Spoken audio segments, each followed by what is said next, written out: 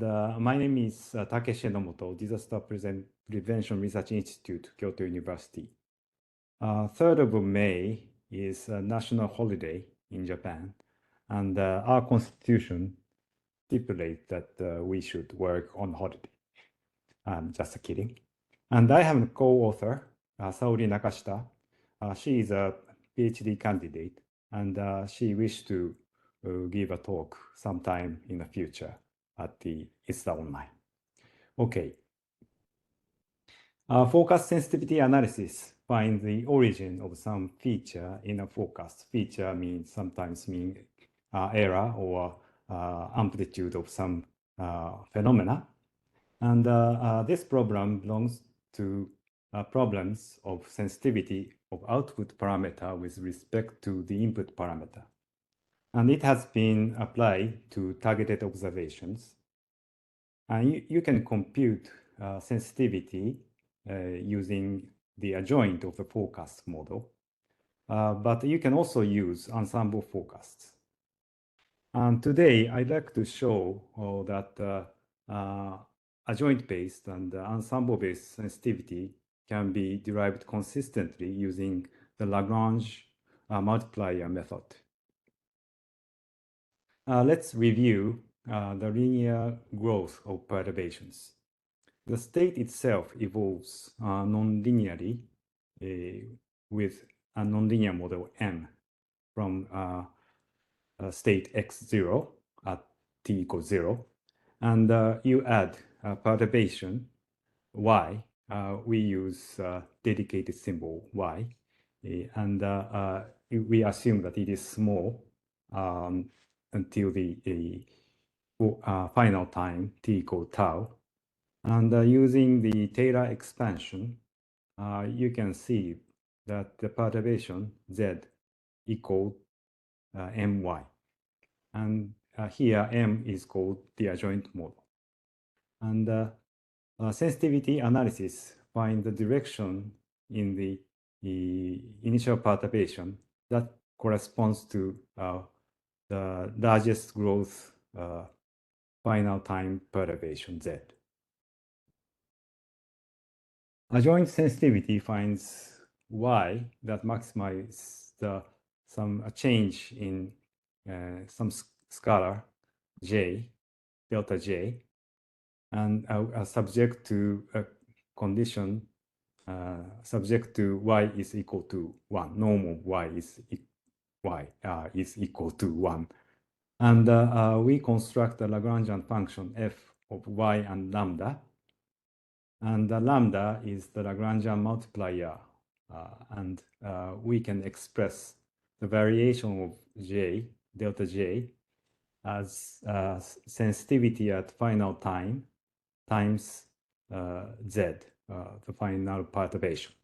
And you can propagate sensitivity back in time.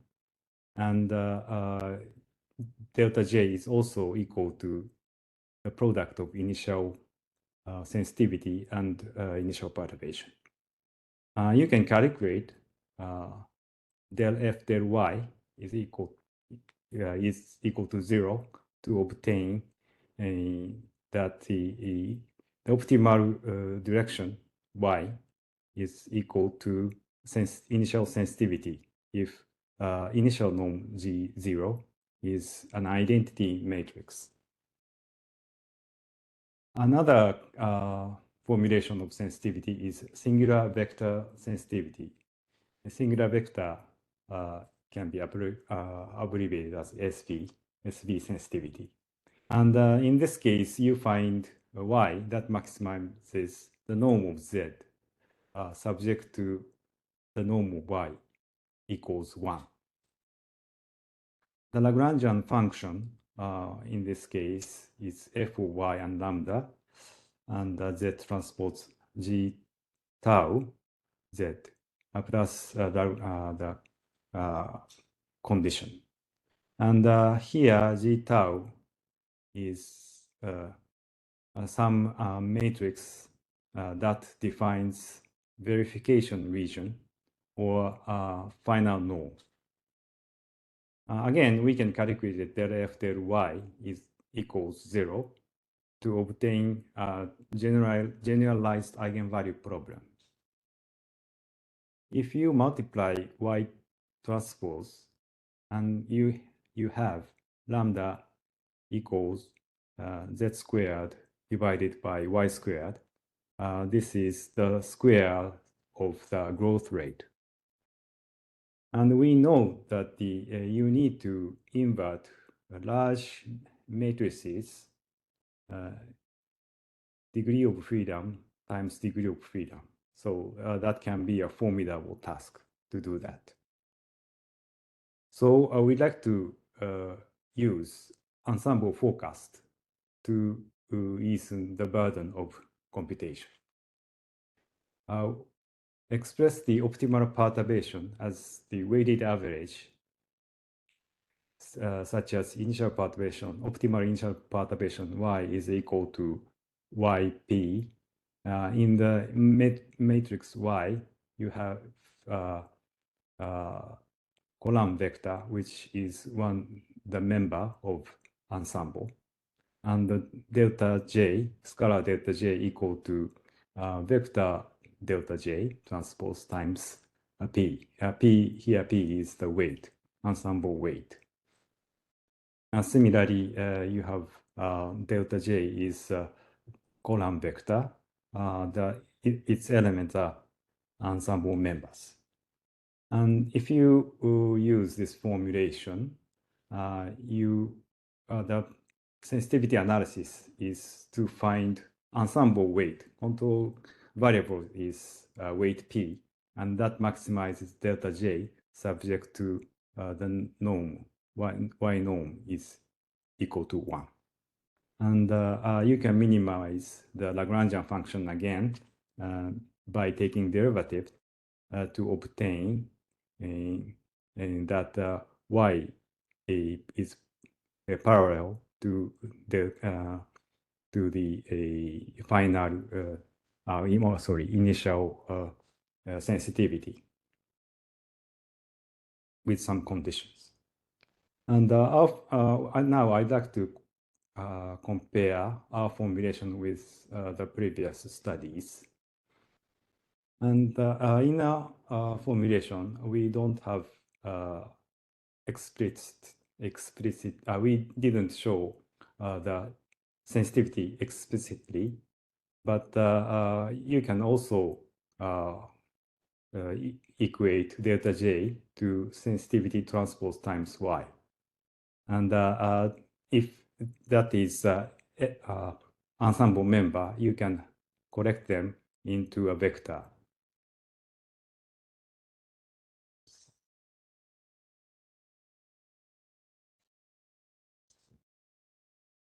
And Ansel and Haycam 2007 derived minimum variance solution. You can pre-multiply matrix Y and take the inverse of covariance to have their solution. And this solution is a univariate regression. And then Hacker and Lay, 2015, considered the minimum norm solution for the sensitivity. Usually, the linear system become underdetermined, so they considered minimum norm solution. And Duke et al. 2023 connected these two solutions using the regularization and Moore-Penrose inverse. Our formulation can be said multivariate and calculate inverse in an ensemble space. But the difference from Hack and Day is we considered initial norm G0. Although in the later examples, we ignore this matrix.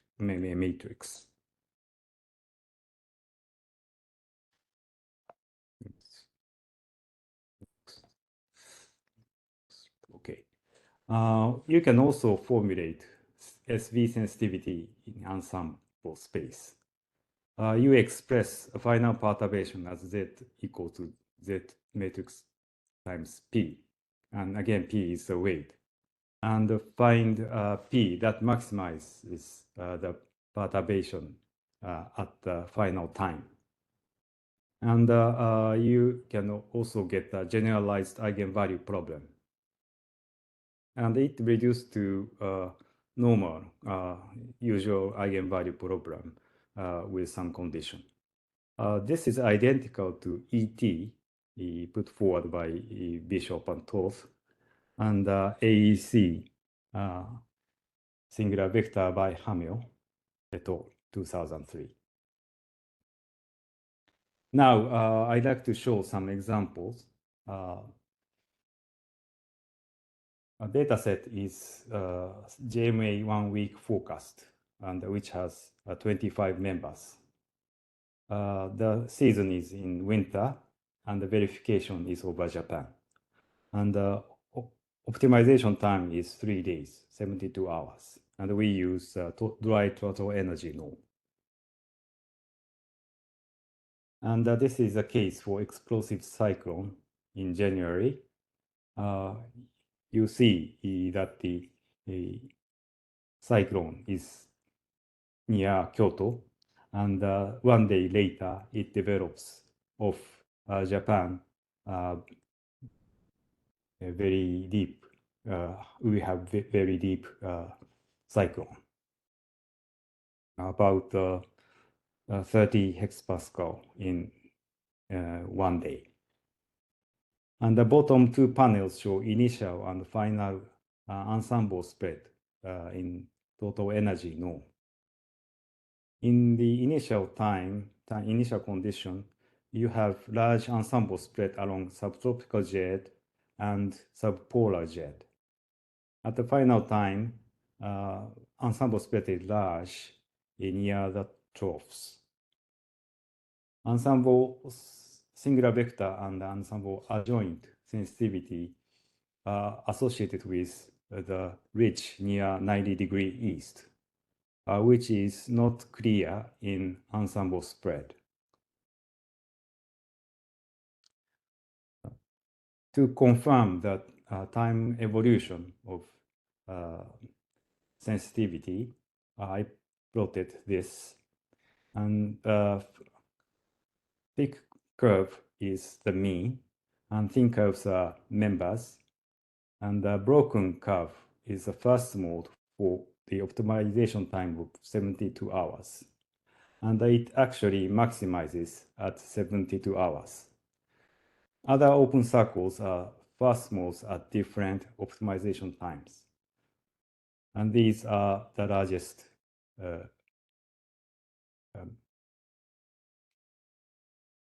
and finally, I'd like to show, not finally, finally as high impact weather cases, I'd like to show a typhoon case, Typhoon Hagibis 2019. And I'd like you to guess where we have sensitivity. The verification region is landfall point out of this upper side of this slide. And the optimization is 3 days. 3 days after this image, satellite image, the Typhoon Hagibis made landfall. Our singular vector sensitivity analysis show that convections here have largest sensitivity, as you see in the next slide. 2 minutes. Okay, thank you. At the initial time, we have a sensitivity to the southeast of cyclone center. And a color is in the moist total energy norm, vertically integrated moist total energy norm. That's sensitivity. The sensitivity swirls and wound into the tropical cycle. And you can run the model with this sensitivity. this sensitivity actually moisture. So if you moisten and you get more westwards bias, and if you if you put drier bias, you have better track than control. And finally, I'd like to show application to data assimilation. This is by Suchi Yang of National Central University of Taiwan and Eugenie Kalney. And they took a channel QG model and compared against different among different inflation. And left to your left, that's multiplicative inflation, and the other two are additive inflation. And multiplicative and random multiplicative inflation and random additive inflation cannot capture the error in color shade and the increment in contour, and the increment cannot capture the error. Compared to that, initial ensemble sensitivity, ensemble singular vector sensitivity can capture those errors and quickly reduce those errors. So finally, focus sensitivity analysis is useful tool to detect regions of variables that affect phenomena of interest. And you can formulate adjoint and ensemble-based sensitivity consistently using the Lagrangian multiplier method. And ensemble sensitivity analysis has been applied to forecast high-impact weather events, such as explosive cyclone and typhoon. And you can also use it as an inflation in ensemble Kalman filter. And the future work is to reduce false sensitivity. And this is addressed by some other studies. So we also like to address this problem. That's all for me. Thank you very much. Thank you very much, Takeshi.